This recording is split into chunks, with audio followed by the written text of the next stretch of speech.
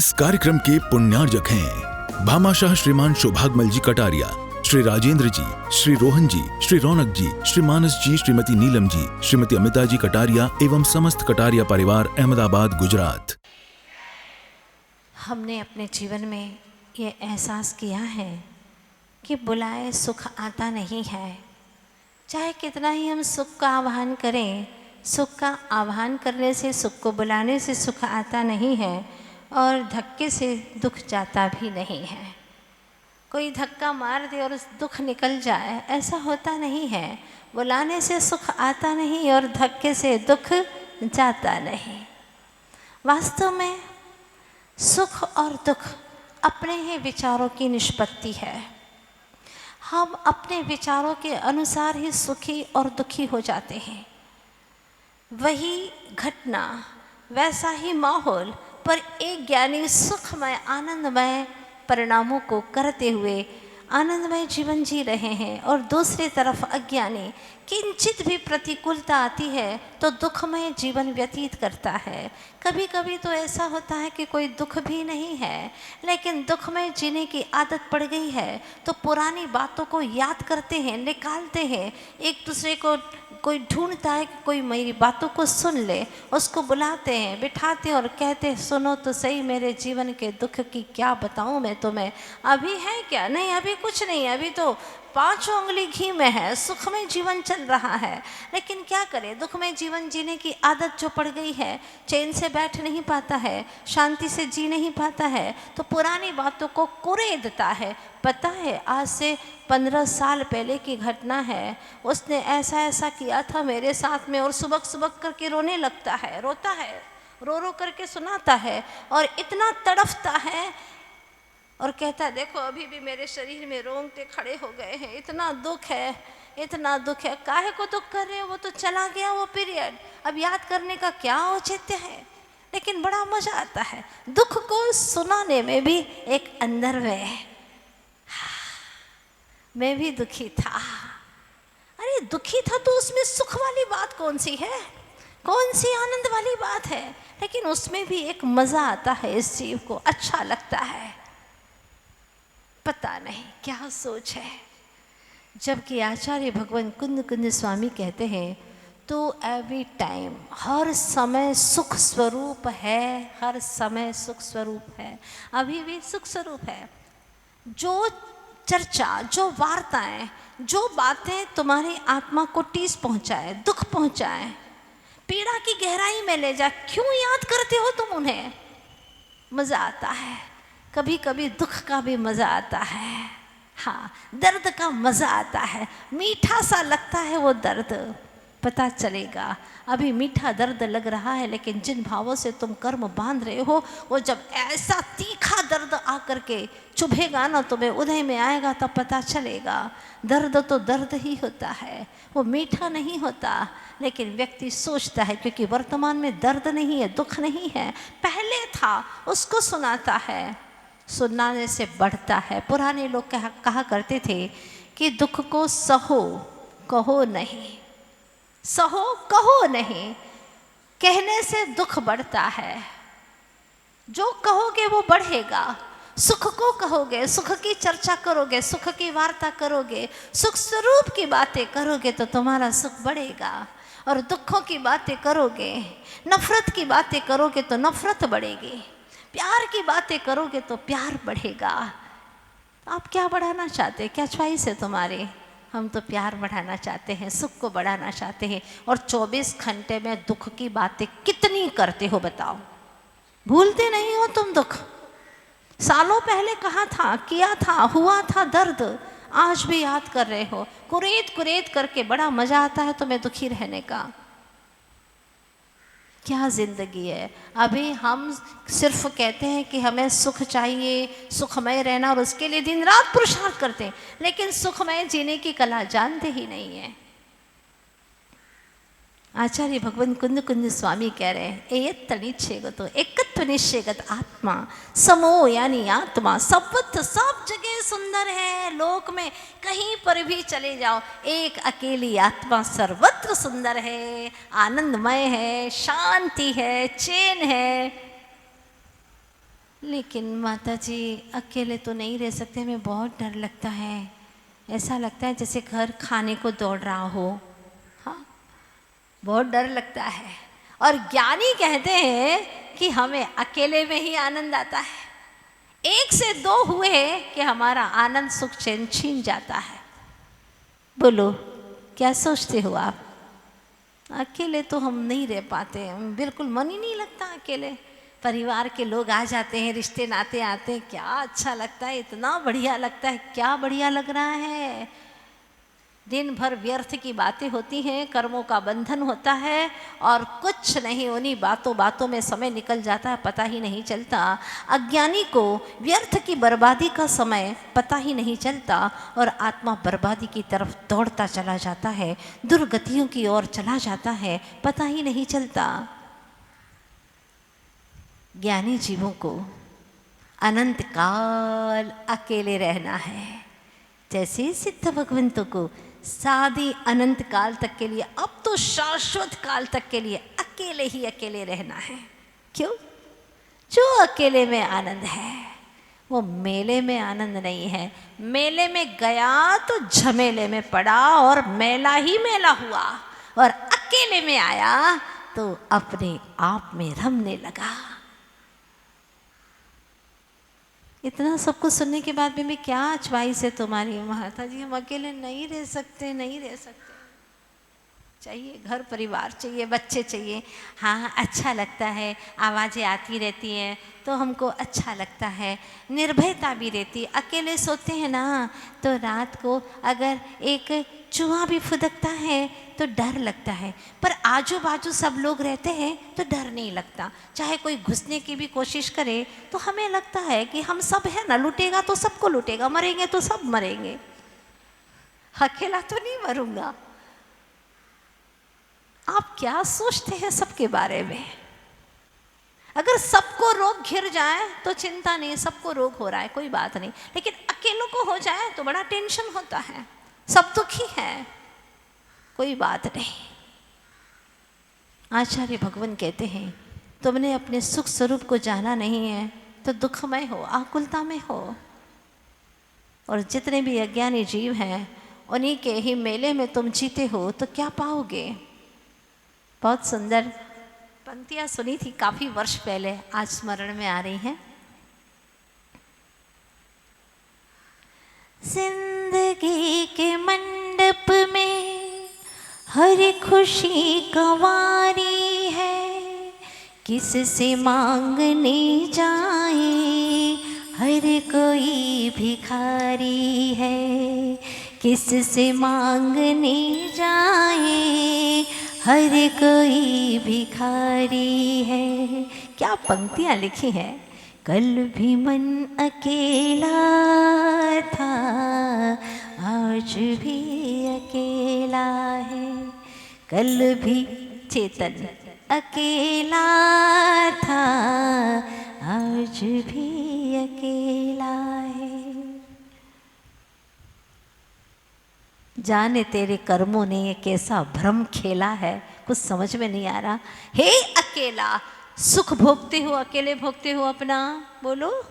दुख भोगते हो तो अपना अकेले ही भोगते हो।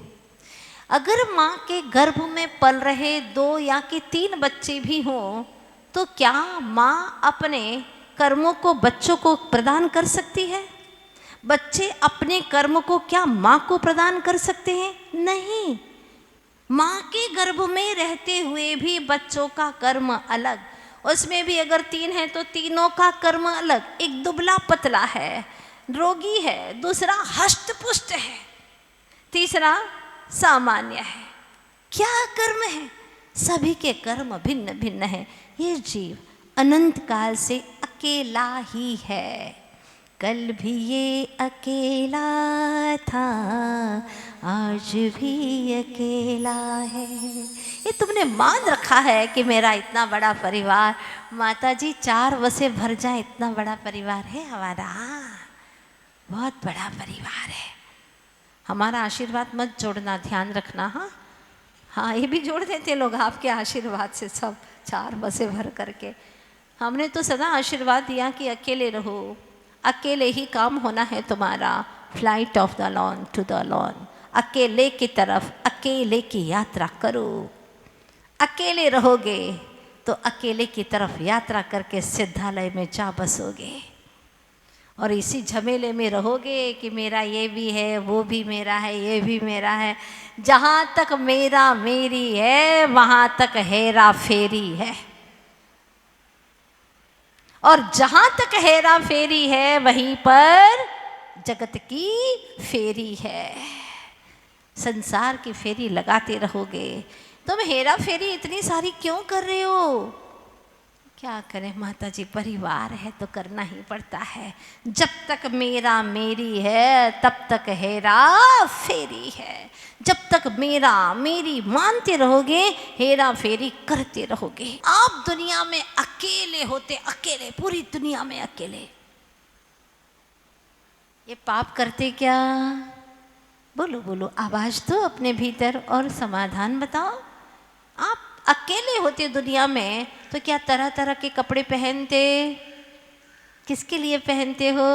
दुनिया को दिखाने के लिए कि मेरे पास में ये भी है, मेरे पास में वो भी है, मेरे पास में ये वाला भी सेट है, गोल्ड का भी है, डायमंड का भी है, ये वाला भी सेट है, पन्नी का भी है, माणिक का भी है। हाँ, ये सारे सेट किसके लिए? दुनिया को दिखाने के लिए और अपने आप को अपसेट करने के लिए। किसके लिए दिखा रहे? दुनिया के लिए। हे प्रभु आत्माओं, दुनिया को दिखाने के लिए कितना इकट्ठा करके रखा। इतनी ज़मीनें क्यों हैं? सपोज अकेले होते तो रखते क्या ज़मीनें? नहीं, क्या ज़रूरत थी? सपोज अकेले होते या इतने सारे मकान की ज़रूरत होती क्या? कुछ नहीं।